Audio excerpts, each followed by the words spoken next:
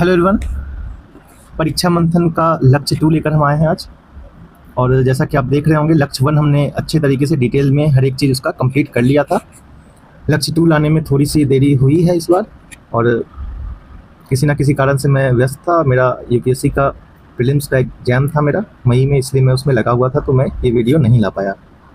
Unfortunately कुछ mistake हुए prelims में, जिससे मैं बाहर हो गया और काफ़ी डिसअपॉइंटमेंट का बात रहा मेरे लिए। लेकिन अभी आगे इस वर्ष काफ़ी एग्जामिनेशन है, उस पर फोकस करना है। तो परीक्षा मंथन जो है ये लक्ष्य 2 है 2026। ये कौन कौन से मंथ का इसके अंदर दिया है वो देख लेते हैं हम। ये जनवरी, फरवरी और मार्च का है ये, ठीक है। तो आइए हम इसको चलते हैं अपने। तो यहाँ से शुरुआत हम करेंगे। पेन का कलर एक बार चेंज कर लिया जाए। फाइन। राष्ट्रीय परिदृश्य से हम शुरू करते हैं इसको। और बीपीएससी प्रीलिम्स सामने है अभी हमारे, उसको ध्यान में रखते हुए, जो कि जुलाई में है, उसको ध्यान में रखते हुए हम स्पीड में इसको करेंगे। जो ज़रूरत नहीं होगा वहाँ पर हम स्किप करेंगे, वहाँ पर हम कट शॉर्ट करने का प्रयास करेंगे। तो आइए हम अपने सब्जेक्ट मैटर पर चलते हैं। कर रहे हैं हम राष्ट्रीय परिदृश्य। भारत में शैक्षिक चुनौतियों के समाधान में कृत्रिम बुद्धिमत्ता की भूमिका, एआई की भूमिका की बात कर रहा है, ठीक है। ये पूरा जो टॉपिक है आपका, ये मेंस रिलेटेड है। अगर कोई हिंदी माध्यम के स्टूडेंट हैं तो उनके लिए ये काफ़ी अच्छा है मेंस में लिखने के लिए। ये सारा जो पॉइंट है इसके अंदर दिया हुआ काफ़ी इंडेक्स्ड पॉइंट है, इसको आप यूज कर सकते हैं। फिलहाल हम लोग इसको प्रीलिम्स के लिए स्किप करने का काम करेंगे, ठीक है। प्रहार आतंकवादी विरोधी नीति, ठीक है। भारत की राष्ट्रीय सुरक्षा रणनीति में एक युगांतकारी परिवर्तन करते हुए केंद्र सरकार ने हाल ही में प्रहार नामक भारत की पहली व्यापक आतंकवादी विरोधी नीति का अनावरण किया। यह नीति शून्य सहिष्णुता, जीरो टॉलरेंस के सिद्धांत पर आधारित है। इनका लक्ष्य केवल आतंकवादियों को समाप्त करना नहीं, बल्कि उनके वित्तीय स्रोतों, हथियारों की आपूर्ति और वैचारिक समर्थकों के पूरे पारिस्थितिकी तंत्र को ध्वस्त करना है। जो आपका FCRA का जो रूल है NGO से रिलेटेड, वो भी यही काम करता है, ठीक है। यह नीति खुफिया जानकारी, इंटेलिजेंस्ड प्रोएक्टिविटी पर जोर देती है, ताकि आतंकी घटनाओं को घटित होने से पहले ही रोका जा सके। IB वगैरह को इंक्लूड करके ये लोग काम करेंगे।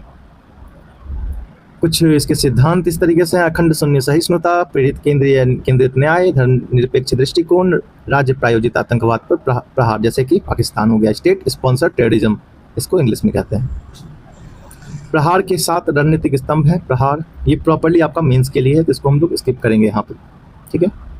जो हमारे काम का होगा इस वक्त, जो एग्जामिनेशन में काम आने वाला है, उसको हम लोग ध्यान में रखेंगे। केरल का नाम हो चुका है केरलम। हाल ही में मलयालम भाषी जनता की भाषाई और सांस्कृतिक विरासत को सम्मान देने के लिए केंद्रीय मंत्रिमंडल ने केरल राज्य का नाम केरलम करने का प्रस्ताव को स्वीकृति दे दी है।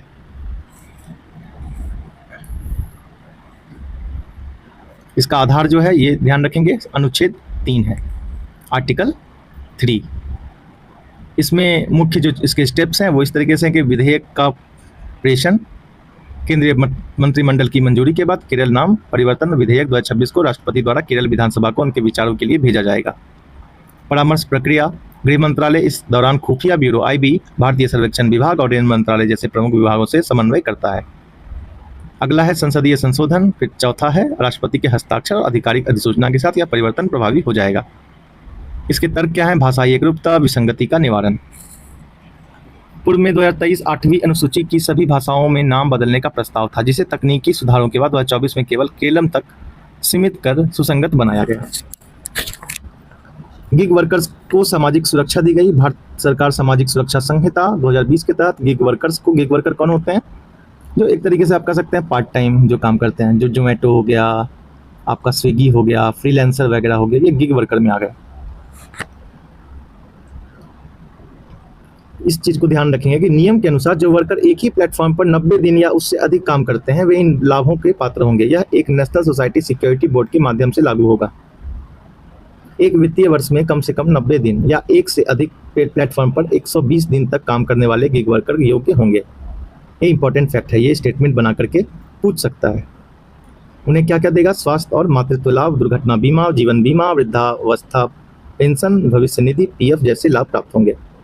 यहाँ गिग वर्कर्स वे स्वतंत्र ठेकेदार, फ्रीलांसर या अस्थायी कर्मचारी होते हैं जो किसी कंपनी के पूर्णकालिक कर्मचारी, फुल एम्प्लॉई ना होकर के प्रोजेक्ट, टास्क या अल्पकालिक अनुबंध के आधार पर काम करते हैं। एक तरीके से देखूँ तो मैं भी एक गिग वर्कर हूँ। कॉपी इवैल्यूएशन का काम मैं करता था उस वक्त, 90 दिन से तो ज़्यादा मैंने किया ही ये काम। ठीक है, तो आगे बढ़ते हैं। सीमावर्ती देशों के लिए भारत की प्रत्यक्ष विदेश निवेश एफडीआई नीति में परिवर्तन हुआ है।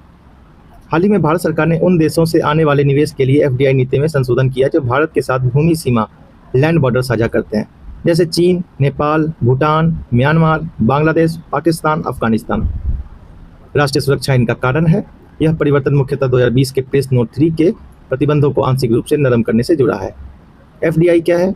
एफडीआई का अर्थ है जब कोई विदेशी कंपनी, व्यक्ति या संस्था किसी दूसरे देश की कंपनी या उद्योग में लंबे समय के लिए निवेश करती है, उस पर आंशिक या पूर्ण नियंत्रण प्राप्त करती है।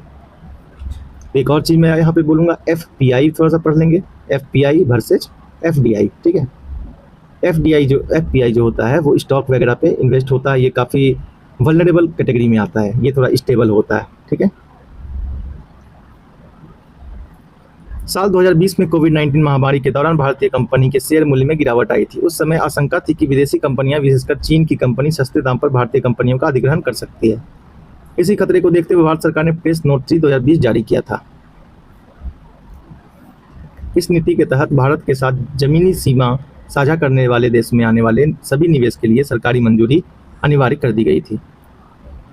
भारत इस वक्त, मतलब अब तो खैर खत्म हो चुका है, एमओयू हो चुका है, दोनों के बीच में एग्रीमेंट हो चुका है ईरान और यूएस के बीच में, लेकिन एलपीजी की समस्या पूरे देश में देखने को मिली थी। बीते वर्षों में विशेषकर गरीब और ग्रामीण परिवारों में एलपीजी की खपत में उल्लेखनीय वृद्धि हुई है, किंतु इसके अनुरूप दीर्घकालिक भंडारण अवसंरचना का पर्याप्त विस्तार नहीं हो पाया, जिसके कारण आपूर्ति प्रणाली अपेक्षाकृत संवेदनशील बनी हुई है। भारत के कुल एलपीजी आयात का 85% से अधिक हिस्सा हॉर्मुज जल मरुमध्य, मतलब स्ट्रेट ऑफ हॉर्मुज के मार्ग से होकर आता है। 1 सेकेंड। ओके, इसलिए यदि समुद्री मार्ग में किसी प्रकार का भू राजनीतिक तनाव या व्यवधान उत्पन्न होता है तो देश की एलपीजी आपूर्ति तुरंत प्रभावित हो सकती है। ये इंपॉर्टेंट फैक्ट है, इसको ध्यान में रखेंगे। स्टेटमेंट बनाकर बिल्कुल दे सकता है ये। और गंभीर बनाने वाली बात यह है कि भारत के पास एलपीजी के लिए पर्याप्त बैकअप भंडारण क्षमता उपलब्ध नहीं है। हालांकि कच्चे तेल के संदर्भ में भारत ने लगभग 2 महीने की खपत के बराबर रणनीतिक भंडार विकसित कर रखे हैं, लेकिन एलपीजी प्रणाली अभी भी मुख्यतः निरंतर आपूर्ति अवस्था, कंटिन्यूअस ऑपरेशनल फ्लो पर आधारित है। ओके, रोज कमाओ रोज खाओ। भारत में एलपीजी आयात में वृद्धि जो हुई है, पहले नंबर पे तो चाइना है। पिछले एक दशक में भारत में एलपीजी आयात में उल्लेखनीय वृद्धि देखी गई है। 2011 से 12 से लेकर के 2024-25 के बीच एलपीजी आयात लगभग 3 गुना बढ़कर 20 मिलियन टन तक, 20 मिलियन टन तक पहुंच गया है। वर्तमान में भारत की कुल घरेलू मांग का लगभग 60% हिस्सा आयात के माध्यम से पूरा किया जा रहा है। जहां वर्ष 2015 में आयात निर्भरता लगभग 47% थी, वहीं अब बढ़कर 60% हो चुकी है। भारत हर महीने लगभग 3 मिलियन टन एलपीजी की खपत करता है, जिसके कारण यह विश्व का दूसरा सबसे बड़ा एलपीजी उपभोक्ता बन गया है। पहला कौन है? हमने बात किया चाइना। इसके विपरीत देश की मौजूदा भंडारण क्षमता मासिक आवश्यकता के आधे से भी कम है। अधिकांश भंडारण सुविधाएं आयात टर्मिनलों के टैंकों तक ही सीमित है, जैसे कि एनोड। अपर्याप्त रणनीतिक भंडार। भारत में एलपीजी के लिए रणनीतिक भंडारण की स्थिति अभी भी सीमित है। वर्तमान में देश में केवल 2 भूमिगत एलपीजी भंडारण मौजूद हैं। बहुत इंपॉर्टेंट है ये। पहला मंगलुरु, दूसरा विशाखापट्टनम। यूएस जो है आपका लार्जेस्ट एक्सपोर्टर है एलएनजी का, एलपीजी का। इन दोनों की कुल भंडारण क्षमता, मतलब मंगलुरु और विशाखापट्टनम का भंडारण क्षमता लगभग 1.4 लाख टन है, जो राष्ट्रीय स्तर पर 2 दिनों से भी कम खपत के बराबर है। विशेष रूप से मंगलुरु की गुफा की क्षमता लगभग 80,000 टन है, जो लगभग 1 दिन की राष्ट्रीय खपत के बराबर मानी जाती है। इससे स्पष्ट होता है कि देश में दीर्घकालिक आपूर्ति सुरक्षा के लिए भंडारण व्यवस्था अभी भी अपर्याप्त है। ये कुछ फैक्ट है कि घरेलू एलपीजी खपत में तेजी हुई है। भंडारण समाधान के रूप में भूमिगत गुफाएं जो हैं, अंडरग्राउंड स्टोरेज कैवर्न का विस्तार एक प्रभावी विकल्प माना जा रहा है। गैस भंडारण के वैश्विक अनुभव क्या है?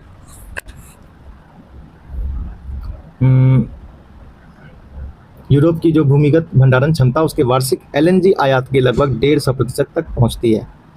वर्ष 2022 में यूक्रेन युद्ध के बाद यूरोपीय संघ ने यह अनिवार्य कर दिया कि सर्दियों के मौसम से पहले भंडारण सुविधाओं को कम से कम 90% तक भरना होगा, ताकि संभावित आपूर्ति संकट से बचा जा सके।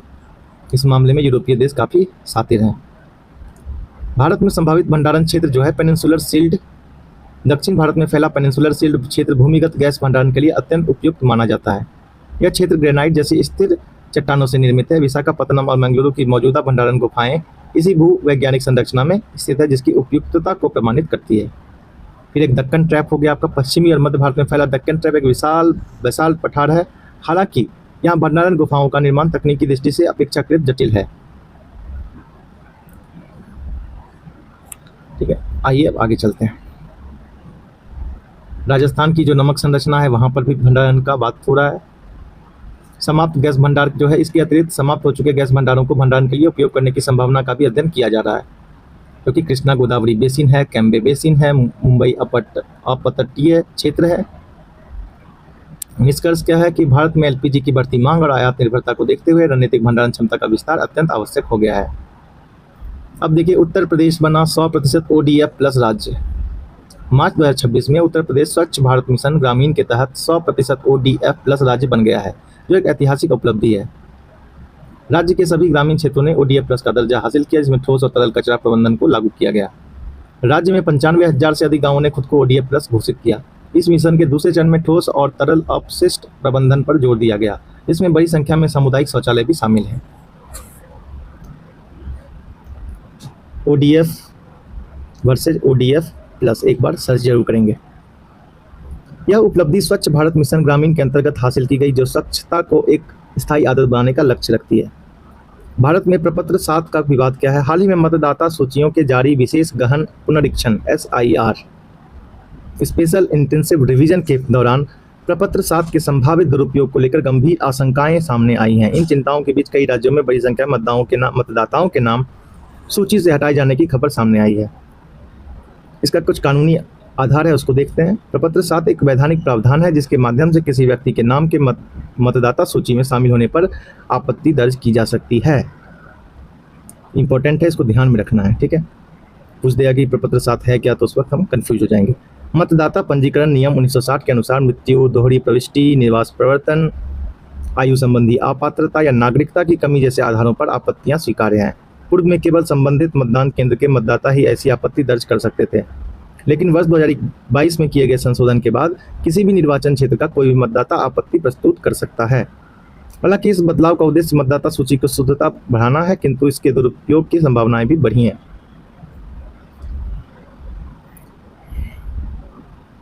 अब मतदाता सूची के बारे में थोड़ा सा यहाँ दिया है। मतदाता सूची भारतीय लोकतांत्रिक व्यवस्था की आधारशिला मानी जाती है, क्योंकि यह सुनिश्चित करती है कि हर योग्य नागरिक को मतदान का अधिकार प्राप्त हो। लोक प्रतिनिधित्व अधिनियम 1950 के प्रावधानों के तहत तैयार की गई इन सूचियों को समय समय पर अद्यतन किया जाता है, ताकि नए मतदाताओं को जोड़ा जा सके और अयोग्य प्रविष्टियों को हटाया जा सके। चुनावी प्रक्रिया की विश्वसनीयता काफ़ी हद तक मतदाता सूची के निर्माण व संशोधन की सटीकता, निष्पक्षता एवं पारदर्शिता पर निर्भर करती है।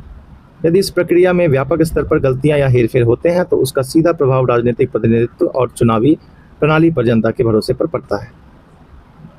प्लास्ट इंडिया 2026 क्या है? 5 से 10 फरवरी 2026 के बीच दुनिया की प्रमुख प्लास्टिक प्रदर्शनियों में शामिल प्लास्ट इंडिया 2026 का शुभारंभ नई दिल्ली स्थित भारत मंडपम में किया गया, जिसका आयोजन रसायन एवं पेट्रोकेमिकल्स विभाग, उर्वरक रसायन, केमिकल एंड फर्टिलाइजर मिनिस्ट्री के सहयोग से किया गया। प्लास्ट इंडिया 2026 के बारे में है कि यह त्रैवार्षिक आयोजन है, ठीक है, जिसका यह 12वां संस्करण था। भारत नेक्स्ट विषय वस्तु पर आधारित प्लास्ट इंडिया 2026 आत्मनिर्भर भारत और विकसित भारत के दृष्टिकोण के अनुरूप है। यह आयोजन प्लास्टिक क्षेत्र में भारत की उभरती क्षमताओं, विनिर्माण दक्षता एवं सर्कुलर इकोनॉमी से जुड़ी पहलों को वैश्विक मंच पर प्रस्तुत करने का अवसर प्रदान करता है। इस प्रदर्शनी में 2000 से अधिक अंतर्राष्ट्रीय प्रदर्शक भाग लिए, जो प्लास्टिक मूल्य श्रृंखला से संबंधित अत्याधुनिक प्रौद्योगिकों, उन्नत मशीनरी, कच्चे माल और सतत समाधानों का प्रदर्शन किया। AI हेतु भारत का मानव मिशन, मानव विजन जो है ये AI से रिलेटेड है। सबसे पहला तो ये फैक्ट है आपके लिए। फरवरी 2026 में भारत के प्रधानमंत्री मोदी ने AI इम्पैक्ट समिट 2026 में मानव विजन प्रस्तुत किया, जो AI के विकास को निर्देशित करने के लिए एक मानव केंद्रित ढांचा है, जिसके मूल में नैतिकता, समावेशिता और राष्ट्रीय संप्रभुता है। अब मानव विजन क्या है, इसको देख लेते हैं थोड़ा। मानव की परिकल्पना AI को केवल एक स्वायत्त शक्ति होने के बजाय मानवीय आकांक्षाओं के विस्तार के रूप में स्थापित करने पर केंद्रित है। 5 मूलभूत स्तंभों का संक्षिप्त रूप है। M हो गया आपका नैतिक और नीतिगत प्रणाली, moral and ethical system. A हो गया अकाउंटेबल गवर्नेंस। N हो गया नेशनल सॉवरेनिटी। A हो गया एक्सेसिबल एंड इंक्लूसिव। और वी हो गया valid and legitimate system. AI प्रणालियाँ और उसके अनुप्रयोग वैध, सत्यापन योग्य और भरोसेमंद होने चाहिए। एनजीटी द्वारा ग्रेट निकोबार परियोजना को स्वीकृति मिली। कितने का करोड़ का है? 81,000 करोड़ का है। ठीक है, ग्रेट निकोबार परियोजना को मंजूरी प्रदान की। एनजीटी ने कहा कि उसे इस मामले में हस्तक्षेप करने का कोई ठोस आधार नहीं मिला, साथ ही पर्यावरण की रक्षा के लिए कुछ कड़ी शर्तें भी लागू की हैं। उल्लेखनीय बात है कि एनजीटी ने परियोजना के रणनीतिक महत्व को स्वीकार किया, उल्लेख किया कि परिस्थिति प्रभावों को कम करने के लिए पर्यावरणीय स्वीकृति में पर्याप्त सुरक्षा उपाय शामिल किए गए हैं। ये कुछ पर्यावरण के लिए उपाय उन्होंने सुझाए हैं। ये इस तरीके से हमारा मेन जो है 81,000 किलोमीटर का है ग्रेट निकोबार प्रोजेक्ट, इसको ध्यान में रखना है। एक और इम्पोर्टेंट है जनजातीय सुरक्षा उपाय। विकास कार्य के लिए जनजातीय कल्याण संस्थाओं जैसे अंडमान आदिम जनजातीय विकास समिति, जनजातीय कार्य मंत्रालय के साथ अनिवार्य परामर्श आवश्यक है, जैसा कि जारवा 2004 और सोमपेन 2015 नीतियों में निर्दिष्ट है। इसके अतिरिक्त अनुच्छेद 338A9 के तहत भारतीय अनुसूचित जनजातीय आयोग NCST के साथ परामर्श यह सुनिश्चित करता है कि जनजातीय हितों की रक्षा की जाएगी। परियोजना में सुरक्षित वन्यजीव आवाजाही के लिए 8 वन्यजीव कॉरिडोर शामिल हैं। कटे हुए पेड़ों के लिए क्षतिपूर्ण वनीकरण हरियाणा में किया जाएगा, क्योंकि इन द्वीपों में पहले ही 75% से अधिक वन क्षेत्र मौजूद हैं। क्वेश्चन आ जाएगा कि राजस्थान डाल देगा, लेकिन आपको याद रखना है कि इसका जो क्षति जो है वो हरियाणा में आपूर्ति इसका किया जाएगा। एनजीटी का स्थापना जो 18 अक्टूबर 2010 को राष्ट्रीय हरित अधिकरण अधिनियम 2010 के अंतर्गत पर्यावरण संरक्षण, वन संरक्षण, प्राकृतिक संसाधनों के त्वरित निपटान के लिए की गई थी। विशेष न्यायिक निकाय है जो 6 महीने के भीतर मामलों को सुलझाने का लक्ष्य रखता है और प्राकृतिक न्याय के सिद्धांतों पर कार्य करता है। प्रमुख कार्यालय इसका दिल्ली है, भोपाल है, पुणे है, कोलकाता और चेन्नई में है। थोड़ा सा ग्रेट निकोबार परियोजना के बारे में देख लें हम। 2021 में प्रारंभ हुई थी। इसकी संकल्पना नीति आयोग द्वारा की गई थी। यह एक व्यापक और संरचनात्मक पहल है जिसका उद्देश्य अंडमान एवं निकोबार द्वीप समूह के दक्षिणतम द्वीप को एक रणनीतिक एवं आर्थिक केंद्र के रूप में विकसित करना है। यह भारत के मैरीटाइम विजन 2030 तथा अमृतकाल विजन 2047 के अनुरूप है। इस परियोजना के अंतर्गत गलेथिया खाड़ी, पेम्माया खाड़ी तथा नजप्पा खाड़ी के विकास कार्य प्रस्तावित हैं। ये द्वीप Colombo, Sri Lanka, port Klang, Malaysia तथा सिंगापुर से लगभग समान दूरी पर स्थित है, जिससे भारतीय क्षेत्रीय समुद्री व्यापार के केंद्र में स्थापित हो सकता है। ग्रेट निकोबार परियोजना के मुख्य घटक क्या है? अंतर्राष्ट्रीय कंटेनर ट्रांसशिपमेंट टर्मिनल।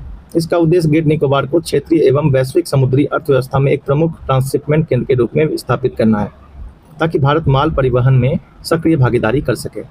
फिर आया आपका ग्रीनफील्ड अंतर्राष्ट्रीय हवाई अड्डा, सिविलियन कनेक्टिविटी और पर्यटन को बढ़ावा देने तथा डुअल यूज रक्षा क्षमता प्रदान करने के लिए है। यहाँ पे फिर ग्रीनफील्ड टाउनशिप बनेगा, गैस और सौर आधारित पावर प्लांट बनेगा। इसका रणनीतिक महत्व इस तरीके से है। जलमार्ग निकटता हो गया आपका, संकीर्ण जलमार्ग निकटता, मलक्का, सुदर और लोबोंग जल संधियों के पास है। ये महत्वपूर्ण जलमार्ग है जो भारतीय महासागर को प्रशांत महासागर से जोड़ते हैं। मैरीटाइम डोमेन अवेयरनेस जो है, रक्षा की अग्रिम पंक्ति हो गया। इससे होगा क्या कि भारत को संयुक्त राष्ट्र समुद्र कानून सम्मेलन 1982 यूएन क्लॉज के तहत एक विशाल विशिष्ट आर्थिक क्षेत्र, एक्सक्लूसिव इकोनॉमिक जोन और महाद्वीपीय शेल्फ का अधिकार प्राप्त होता है। सैन्य सेना के लिए ये काफ़ी महत्वपूर्ण होगा। आप एक तरीके से देख सकते हैं कि क्या कहते हैं, कैरियर होता है ना, एयरक्राफ्ट कैरियर, उसकी ज़रूरत नहीं होगी भारत को। ऑलरेडी एक समुद्र में वो अपना बेस बना सकता है। आर्थिक महत्व जो है, भारत की सिंगापुर, कोलंबो जैसी विदेशी ट्रांसशिपमेंट पोर्ट्स पर निर्भरता को कम करना है तथा भारत को वैश्विक आपूर्ति श्रृंखलाओं में सम्मिलित करना है। यहाँ पर कुछ इसके चिंताएं हैं कि जनजाति पर प्रभाव पड़ेगा, पर्यावरण में वन कटेगा, वन्य जीव के लिए जोखिम हो जाएगा थोड़ा। ICRZ उल्लंघनों का आरोप भी लग रहा है। प्रतिपूरक वनीकरण के मुद्दे, वो भूवैज्ञानिक चिंताएं, कानूनी चिंताएं, ये सब चलता रहेगा।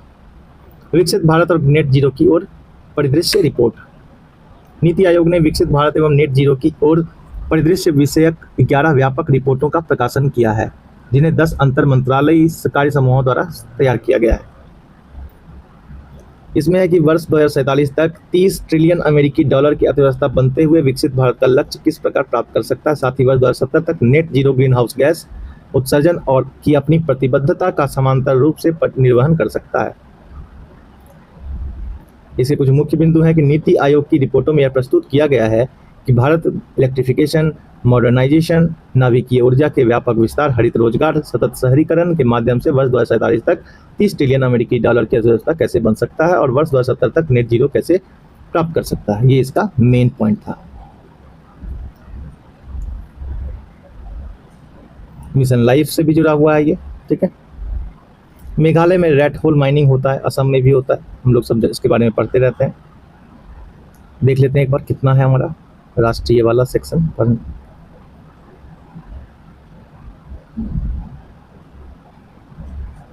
काफी लंबा है ये, ठीक है।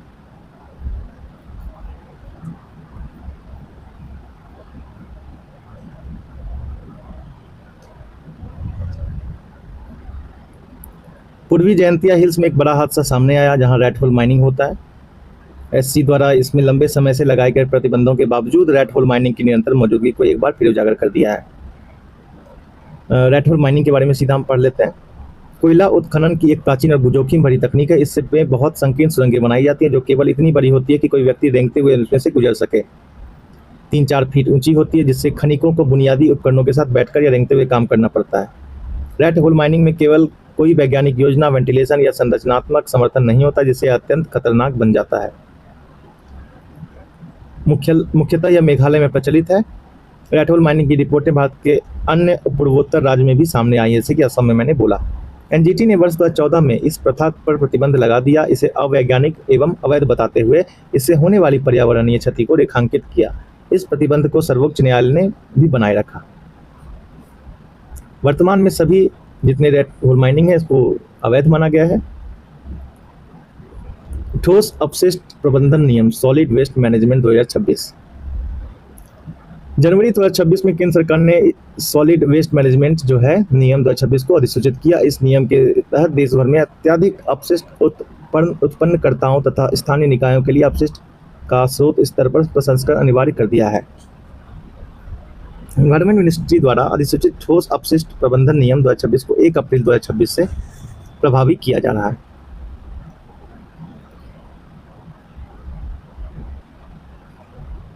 इसमें कुछ इसके जो किया है, इसमें शहर के लिए काफ़ी चुनौती है, उपभोग के बदलते स्वरूप और निरंतर जनसंख्या वृद्धि है। इसका चैलेंज कुछ है।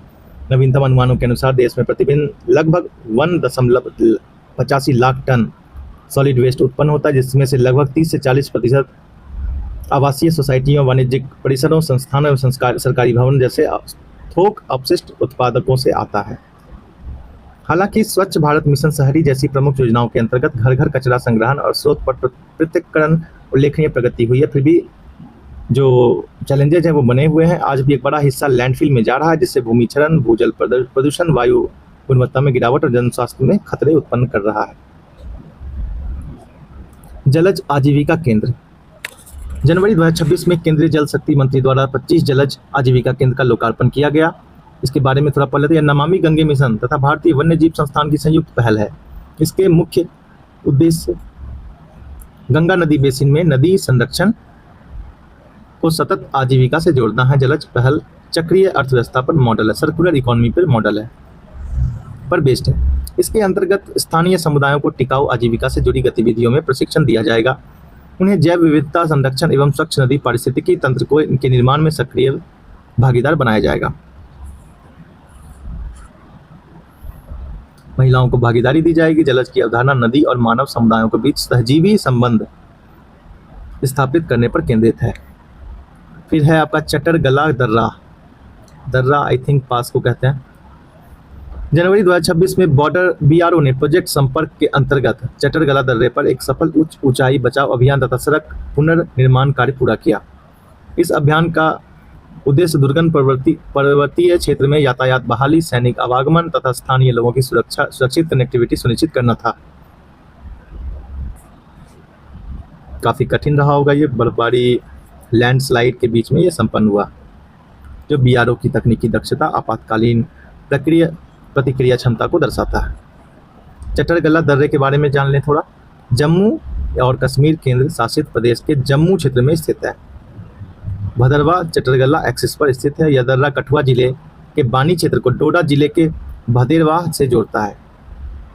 ग्रेटर हिमालय की चंबा डोडा पर्वत श्रृंखला में स्थित है। प्रोजेक्ट संपर्क का महत्व क्या है कि बीआरओ की एक प्रमुख परियोजना है जिसका उद्देश्य है सीमावर्ती और दुर्गम क्षेत्रों में सड़क कनेक्टिविटी सुधारना, वर्ष भर परिवहन योग्य मार्ग विकसित करना, सामरिक तैयारी को मजबूत करना। बीआरओ एक सड़क निर्माण कार्यकारी संस्था है। यह मुख्य रूप से भारत सशस्त्र बलों को लॉजिस्टिक और इंफ्रास्ट्रक्चर सपोर्ट प्रदान करती है। स्थापना इसका 7 मई 1960 को किया गया। इसका उद्देश्य सीमावर्ती क्षेत्रों में सड़क निर्माण करना है। उत्तर एवं पूर्वोत्तर भारत के दुर्गम क्षेत्रों में आधारभूत संरचना विकास है। भारत के गणतंत्र दिवस समारोह की मुख्य अतिथि और भारत के गणतंत्र दिवस समारोह में हम लोग देख लेते हैं थोड़ा। कैमा गणतंत्र दिवस था? 77वां 77 था। इंपॉर्टेंट है ये। अतिथि कौन कौन आए? यूरोपीय संघ के नेताओं एंटोनियो कोस्टा यूरोपीय परिषद के अध्यक्ष, उर्सुला वॉन डेर लेयन यूरोपीय आयोग की अध्यक्ष थी। यह भारत यूरोपीय संघ के रणनीतिक संबंधों और व्यापार, सुरक्षा व प्रौद्योगिकी सहयोग को दर्शाता है। कर्तव्य पथ पर आयोजित हुई 90 मिनट की गणतंत्र दिवस परेड इस बार वंदे मातरम के 150 वर्ष के पूरे होने के उपलक्ष्य में हुई। 26 जनवरी 1950 को भारतीय संविधान के लागू होने की 77वीं वर्षगांठ को चिन्हित किया और इसे वंदे मातरम के 150 वर्ष की थीम के तहत मनाया गया। थीम भी पूछ सकते हैं एग्जाम में। संवैधानिक मूल्यों को सांस्कृतिक अभिव्यक्ति और जन भागीदारी के साथ जोड़ते हुए इस समारोह में राज्यों, केंद्र शासित प्रदेशों और मंत्रालयों की 30 झांकियां प्रदर्शित की गईं, जिन्हें स्वतंत्रता का मंत्र, वंदे मातरम और समृद्धि का मंत्र, आत्मनिर्भर भारत उप विषयों के अंतर्गत प्रस्तुत किया गया।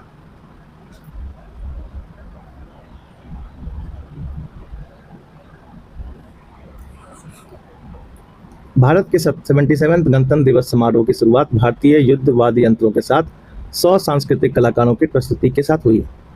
पहली बार यूरोपीय नौसेना दल भी परेड में भाग लिया। इस वर्ष की परेड में कई नई सैन्य प्रदर्शनियां पहली बार दिखाई गईं, जिसमें भैरव बटालियन, शक्तिवान रेजिमेंट, ड्रोन शक्ति और सार्वभौमिक रॉकेट लॉन्चर शामिल थे। जास्कर टट्टू, बैक्ट्रियन ऊंट, डॉग स्क्वाड भारत की विविध प्रचालन क्षमताओं को प्रतिनिधित्व किया। ये कुछ हथियार वगैरह प्रदर्शित किए गए। 77वें गणतंत्र दिवस पर प्रमुख झांकियां कौन सी रही? असम का असरी कांडी गांव और उसकी सदियों पुरानी टेराकोटा शिल्प परंपरा को प्रदर्शित किया गया। ये सब एग्जाम में पूछ देता है कभी कभी, ठीक है। हम लोग ध्यान नहीं देते हैं क्योंकि गुजरात में क्रांतिकारी मैडम बीका जिकामा को श्रद्धांजलि दी, जिन्होंने जर्मनी में भारतीय ध्वज का पहला संस्करण फहराया 1907 वर्ष में। 1906 से 1947 तक भारतीय राष्ट्रीय ध्वज के विकास को दर्शाया। इसका समापन चरखे वाली महात्मा गांधी की एक मूर्ति के अनावरण के साथ हुआ, जिसने स्वदेशी को आधुनिक आत्मनिर्भर भारत से जोड़ा। उत्तर प्रदेश में क्या है? आधुनिक विकास के साथ बुंदेलखंड की सांस्कृतिक विरासत को उजागर किया। महाराष्ट्र में लोकमान्य तिलक वाला हुआ। पश्चिम बंगाल में वंदे मातरम को सम्मानित किया गया। पंजाब में श्री गुरु तेग बहादुर साहिब जी की शहादत के 350वें वर्ष पर उन्हें हिंद दी चादर के रूप में सम्मानित करते हुए श्रद्धांजलि अर्पित की गई। गुरु तेग बहादुर साहिब जी को हिंद दी चादर कहते हैं ना। इसमें कोचीन वाटर मेट्रो केरल वाला जो है भारत का पहला वाटर मेट्रो को प्रदर्शित किया गया और राज्य की 100% डिजिटल साक्षरता की उपलब्धि का भी उत्सव मनाया गया। संस्कृति मंत्रालय, त्रिसेवाएं, ये इस तरीके से गृह मंत्रालय द्वारा 2001 के भुज भूकंप के बाद हुए पुनर्निर्माण को दर्शाया। अब आगे बढ़ते हैं। सक्सगाम घाटी और भारत एवं चीन के मध्य टकराव। जम्मू एवं कश्मीर की सक्सगाम वैली को लेकर भारत तथा चीन के बीच तनाव उभर आया। यह गतिरोध पूर्वी लद्दाख में हाल ही में बनी स्थिति के बावजूद सुरक्षा चिंताओं को फिर से बढ़ा रहा है। उल्लेखनीय है कि भारत ने सक्सगाम वैली में चीन द्वारा की जा रही अवसंरचनात्मक गतिविधियों को अस्वीकार करते हुए चीन पाकिस्तान आर्थिक गलियारे सीपैक के अंतर्गत संचालित परियोजनाओं को अवैध एवं अमान्य घोषित किया तथा यह स्पष्ट किया कि सक्सगाम वैली भारत का अविभाज्य अंग है। विदित हो कि वर्ष 1947 से पूर्वी क्षेत्र जम्मू एवं कश्मीर रियासत का अभिन्न अंग था। वर्ष 1947 से 48 में के भारत और पाक संघर्ष के उपरांत पाकिस्तान ने इसके कुछ भागों पर कब्जा कर लिया। 1963 के चीन पाकिस्तान सीमा समझौते के अंतर्गत सक्सगाम घाटी को चीन को सौंप दिया गया। भारत वर्ष 1963 के इस समझौते को अवैध मानता है क्योंकि भारत के अनुसार पाकिस्तान को जम्मू कश्मीर एवं लद्दाख से संबंधित भूभाग के हस्तांतरण का कोई वैधानिक अधिकार प्राप्त नहीं था।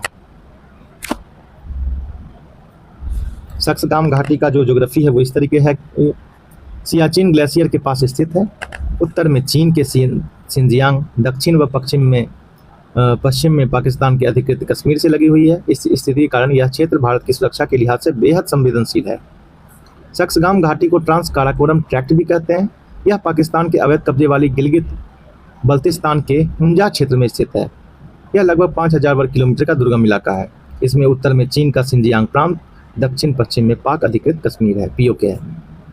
भारत के लिए रणनीतिक महत्व इस प्रकार से है कि सक्सगाम वैली जो है भारत के लिए इसलिए महत्वपूर्ण है क्योंकि यह सियाचिन ग्लेशियर के उत्तर में स्थित है और काराकोरम दर्रे तक पहुंच की सुविधा देता है। भारत सियाचिन से पाकिस्तान की सैन्य गतिविधियों पर नजर रख सकता है। काराकोरम दर्रा चीन के सैन्य अभ्यासों पर दृष्टि बनाए रखने का अवसर देता है। इस प्रकार सक्सगाम घाटी में हो रहे घटनाक्रम का प्रभाव भारत की सीमा सुरक्षा पर पड़ता है। चीन का बढ़ता अवसंरचना विस्तार ये इस प्रकार से है। इसको सलामी स्लाइसिंग बहुत सारा उसका तरीका है, उसको टेक्निकल वर्ड्स हैं उसके लिए। यहाँ हम लोग डिटेल में उसको ये है कि पाकिस्तान द्वारा सक्सगाम वैली चीन को सौंप दिया था। डिटेल में अगर आप पढ़ना चाहें तो मैं थोड़ा सा यहाँ रोक देता हूँ, आप पढ़ लें। मैं यहाँ डिस्कस नहीं करूँगा इसको, ठीक है, क्योंकि बहुत लंबा है और ये मेंस के पॉइंट ऑफ व्यू से लिखा गया है, ठीक है। अब आते हैं हम अपने दूसरे टॉपिक पे, जनसांख्यिकी सीट और भारत का संकुचित जनसांख्यिकी लाभांश। वर्ष 2025 में चीन की जनसंख्या लगातार चौथे वर्ष घटकर 3.39 मिलियन की कमी के साथ 1.405 बिलियन रह गई, जहां जन्म दर 7.92 मिलियन के ऐतिहासिक निचले स्तर पर पहुंच गई। यह एक गहराते जनसांख्यिकी संकट का संकेत है। इससे भारत को महत्वपूर्ण सीख मिलती है, जो सबसे अधिक आबादी वाले देश होने के बावजूद अपनी कुल प्रजनन दर में अनुमान से तेज गिरावट का सामना कर रहा है। चीन का जनसांख्यिकी सीट निरंतर निम्न प्रजनन दर और समाज के वृद्ध होने से उत्पन्न जोखिमों को उजागर करता है, जो कि भारत के लिए समय रहते सीख प्रदान करता है। भारत में कुल प्रजनन दर प्रतिस्थापन स्तर से नीचे आ गई है। साथ ही जनसांख्यिकी लाभ की समयावधि तीव्रता से संकुचित हो रही है। भारत अभी अपनी युवा जनसंख्या की संभावनाओं को आर्थिक शक्ति में परिवर्तित कर सकता है, ठीक है। रोजगार वगैरह अगर बढ़ाता है, लोगों को काम देता है, तो ये उसको उसमें मॉडिफाई कर सकता है। जनसांख्यिकी सीट एक लगभग गंभीर और दीर्घकालिक जनसंख्या कमी को दर्शाता है। यह स्थिति लगातार कम जन्म दर स्तर 2.1 बच्चे प्रति महिला से नीचे और उसके बाद होने वाली जनसंख्या की आयु में वृद्धि के कारण उत्पन्न होती है। इसके परिणाम स्वरूप कार्यबल का संकुचन, वृद्ध आबादी की निर्भरता में वृद्धि और सामाजिक व्यवस्थाओं पर दबाव बढ़ता है। इसमें होता क्या है कि उल्टा जनसंख्या पिरामिड जो इस तरीके से बनता है, बढ़ता वित्तीय दबाव, आर्थिक मंदी, राष्ट्रीय सुरक्षा चिंताएं, ठीक है। जवान लोग नहीं होंगे तो फोर्स में कौन जाएगा, बूढ़ा आदमी को तो भेजेंगे नहीं। चीन में जनसंख्या की सीट के कारण वन चाइल्ड पॉलिसी जो था उसका, जीवन यापन की उच्च लागत, बदलती सामाजिक मानसिकता, अब वहाँ पर लोग बच्चा ही पैदा नहीं करना चाहते। भारत की जनसंख्या की स्थिति क्या है, घटकर 1.9 की हो गई है। ग्रामीण में 2.1 के प्रतिस्थापन स्तर तक पहुंची है। अब आते हैं आगे, महानगरों से परे नगरीकरण। ये पूरा जो है ना मेंस रिलेटेड है, इसको पूरा हम लोग डिटेल में नहीं चर्चा कर सकते इतना, ये पूरा मेंस रिलेटेड है। ये डेटा सारा मेंस में हम इस्तेमाल कर सकते हैं। इस तरीके से एग्जाम में, प्रीलिम्स में तो नहीं पूछा जाएगा, खास करके बीपीएससी का। हालांकि फिलहाल जो एग्जाम्स हुए हैं उसमें डिटेल में पूछा गया, बट चलो हम लोग थोड़ा बहुत देख लेते हैं क्या स्थिति है। वर्ष 2011 की जनगणना के अनुसार देश की कुल शहरी जनसंख्या 377 मिलियन से अधिक है, जो कुल जनसंख्या का 31.16% है। UNDESA के अनुमान के अनुसार वर्ष 2025 तक भारत की लगभग 36% जनसंख्या नगरीय क्षेत्र में निवास करेगी, जो वर्ष 2025 तक 50 तक बढ़कर 50% तक हो जाने की संभावना है। केवल भारत में ही वर्ष 2025 से 2050 के बीच 20 करोड़ से अधिक नए नगरीय निवासी जुड़ेंगे। नगर वाला जो क्षेत्र है 63% का योगदान करते हैं, जो वर्ष 2030 तक बढ़कर 75 से अधिक और वर्ष 2050 तक 80% तक पहुंचने का अनुमान है। भारत में नगरीकरण के समर्थन हेतु प्रमुख सरकारी पहल क्या है? स्मार्ट सिटी मिशन, अमृत 2.0, प्रधानमंत्री आवास योजना, शहरी दीनदयाल अंत्योदय योजना। अंत्योदय योजना क्या है? प्रशिक्षण, स्वरोजगार सहायता, स्वयं सहायता समूहों की गतिशीलता और औपचारिकीकरण के माध्यम से सभी जिला मुख्यालय और 1 लाख से अधिक जनसंख्या वाले नगरों में नगरीय गरीब परिवारों को कवर करने का लक्ष्य। डिजिटल अरेस्ट वगैरह के बारे में दिया गया है, उतना हम लोग इसमें जाएंगे नहीं अंदर। राजस्थान की पहली ऑर्गेनिक पंचायत बामनवास कंकर पंचायत है। आगे बढ़ेंगे। राष्ट्रीय समुद्री विरासत परिसर। हाल ही में भारत एवं नीदरलैंड ने गुजरात के लोथल में प्रस्तावित राष्ट्रीय समुद्री विरासत परिसर के विकास हेतु एक समझौता विज्ञापन पर हस्ताक्षर किया। ये क्वेश्चन सीधे आ सकता है, भारत और नीदरलैंड ने, भारत में किस जगह पर यह किया गया, तो यहाँ पर लोथल आंसर हो जाएगा। समुद्री विरासत परिसर के बारे में क्या है कि यह बंदरगाह, जहाजरानी, जलमार्ग मंत्रालय की एक प्रमुख सांस्कृतिक विरासत परियोजना है। इसका उद्देश्य एक विश्व स्तरीय संग्रहालय एवं सांस्कृतिक केंद्र के माध्यम से भारत की लगभग 4500 से 5000 वर्ष पुरानी समुद्री विरासत को संरक्षित व प्रदर्शित करना है। संविधान का संथाली संस्करण और ओल चिकी लिपि।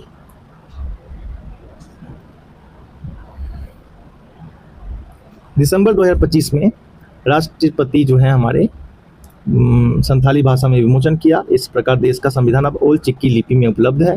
यह प्रकाशन ओल चिकी लिपि के शताब्दी वर्ष में किया गया। संथाली भाषा के बारे में जान ले हम थोड़ा। संथाली भारत की प्राचीनतम जीवित भाषाओं में एक है। 2003 में 92 संविधान संशोधन अधिनियम के माध्यम से इसे संविधान की 8वीं अनुसूची में शामिल किया गया था। ठीक है, एक आपका नमक हो गया, एक हो गया BDMS।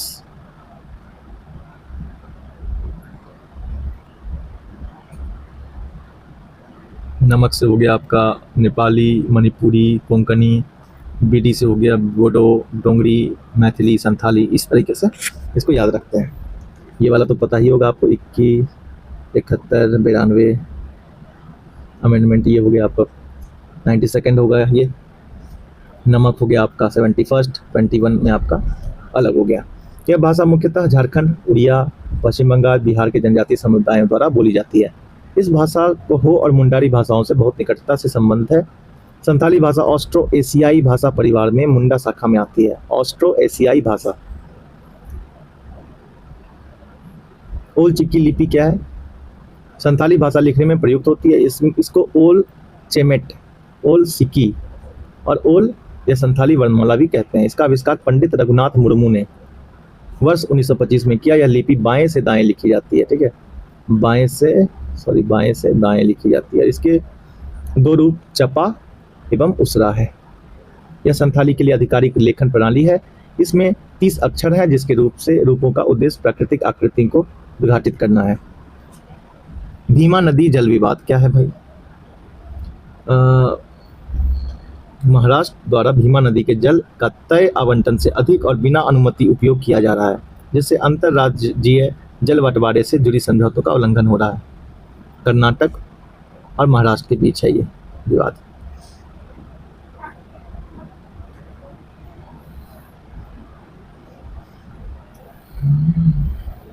भीमा नदी पश्चिमी एवं दक्षिणी भारत की प्रमुख 12 महीने प्रभावित होने वाली नदी है, जो कृष्णा नदी की महत्वपूर्ण सहायक नदी मानी जाती है। ठीक है, कृष्णा नदी का ट्रिब्यूटरी है ये। पंढरपुर क्षेत्र में इसे स्थानीय रूप से चंद्रभाग नदी के नाम से भी जाना जाता है। नदी का स्रोत क्या है? महाराष्ट्र के पुणे जिले में स्थित भीमा शंकर मंदिर के समीप पश्चिमी घाट सह्याद्री पर्वतमाला की भीमा शंकर पहाड़ियों में है। दक्षिण पूर्वी दिशा में प्रवाहित होती है। यह नदी प्रवाह के दौरान महाराष्ट्र, कर्नाटक, तेलंगाना राज्यों से होकर गुजरती है और अंततः कर्नाटक तेलंगाना सीमा पर रायचूर से लगभग 24 किलोमीटर उत्तर कृष्णा नदी में मिल जाती है।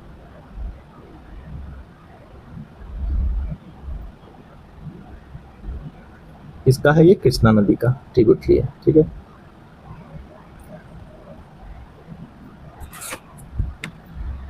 अब आगे कितना पेज बचा है हमारा वो देख लेते हैं। वाह, आखिर अंत तक आ ही गए। जल्दी से इसका निपटारा करते हैं और ये वाला टॉपिक क्लोज करते हैं। परमवीर दीर्घा। 16 दिसंबर 2025 को भारत की राष्ट्रपति मुर्मू ने विजय दिवस के अवसर पर राष्ट्रपति भवन में निर्मित परमवीर दीर्घा का उद्घाटन किया। यह दीर्घा भारत के सर्वोच्च सैन्य सम्मान परमवीर चक्र से सम्मानित 21 वीर योद्धाओं के अदम्य साहस एवं बलिदान को समर्पित है। अभी तक जो है 96 ब्रिटिश सहायक उपायुक्तों ADC के चित्र प्रदर्शित थे। इस नई पहल के तहत उन्हें हटाकर अब 21 परमवीर चक्र विजेताओं के चित्र को गरिमापूर्ण स्थान दिया गया है। ठीक है, अब देखो कि पुराना नाम क्या था, कुछ कुछ जगहों का वो बदला गया है। राजपथ, कर्तव्य पथ। ठीक है, मुगल गार्डन, अमृत उद्यान, port Blair, Shri Vijayapuram, red cross road, लोक कल्याण मार्ग, रॉस नील एवं हैवलॉक द्वीप, नेताजी सुभाष चंद्र बोस शहीद एवं शहीद व स्वराज द्वीप, ठीक है। रॉस को नेताजी सुभाष चंद्र बोस, नील को शहीद द्वीप हो गया, हैवलॉक द्वीप को स्वराज द्वीप कर दिया। नौसेना ध्वज सेंट जॉर्ज क्रॉस जो था उसको शिवाजी महाराज की राजमुद्रा वाला अष्टभुज, ठीक है। सांस्कृतिक पुनर्जागरण के अन्य उदाहरण, अंडमान के 21 द्वीप जो हैं परमवीर चक्र विजेताओं के नाम पर किया गया है। बीटिंग रिट्रीट समारोह जो है वर्ष 2022 से इस समारोह में पश्चिमी धुन के स्थान पर सितार, संतूर एवं तबला जैसे भारतीय वाद्य यंत्रों को शामिल किया। पोर्ट ब्लेयर का नामकरण हुआ। वर्ष 2024 में केंद्र शासित प्रदेश की राजधानी का नाम बदलकर श्री विजयपुरम किया गया। अब यहाँ पर कुछ वीर योद्धा हैं, मेजर सोमनाथ शर्मा, ये सबको याद रहता है, बहुत सारे हैं, इसको सारे को याद करना पॉसिबल नहीं है, थोड़ा मोड़ा तुक्का लगा लेना एग्जाम में। चोला और डोकला अब आम पर्यटकों के लिए खोला गया। सिक्किम में सीमावर्ती पर्यटन को नई दिशा देते हुए मुख्यमंत्री प्रेम सिंह तमांग ने 15 दिसंबर 2025 को भारत रणभूमि दर्शन पहल के तहत चोला और डोकला जैसे रणनीतिक रूप से महत्वपूर्ण सीमावर्ती स्थलों को आधिकारिक रूप से पर्यटकों के लिए खोल दिया। इसका ऐतिहासिक महत्व क्या है? राष्ट्रीय सुरक्षा से जुड़ा है, ठीक है। हिमालयी क्षेत्र सीमा क्षेत्र में स्थित है, भारत चीन सीमा के समीप होने के कारण विशेष संवेदनशीलता रखते हैं। सैन्य गतिविधि, सीमा प्रबंधन, रणनीतिक निगरानी के लिए जाना जा रहा है। तिब्बत से भी नज़दीक है ये सब। चलो आगे बढ़ते हैं।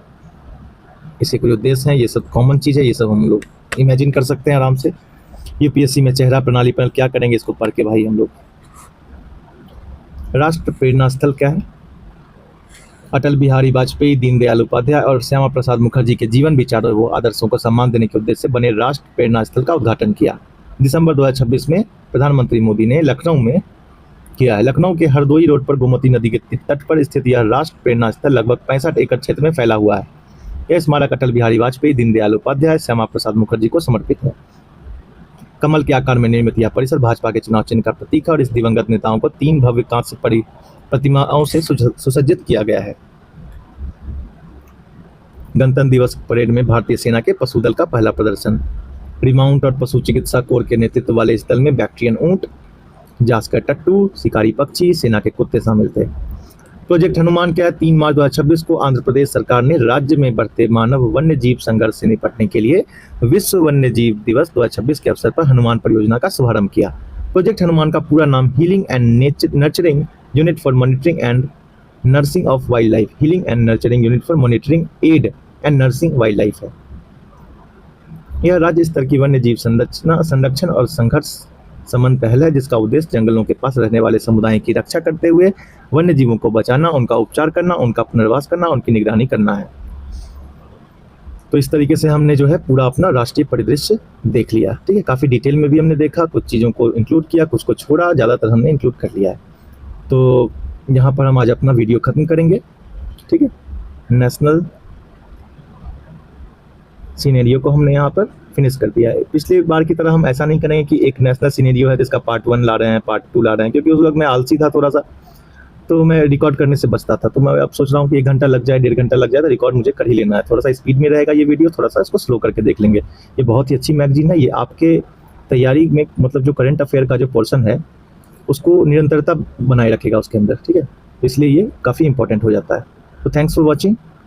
मिलते हैं नेक्स्ट पार्ट में। अंतर्राष्ट्रीय परिदृश्य हम पूरा देखेंगे एक ही पूरा वीडियो के अंदर, और जल्द से जल्द इसको ख़त्म करें, क्योंकि अब तो पार्ट 3 आने वाला होगा, इसका लक्ष्य 3 आने वाला होगा।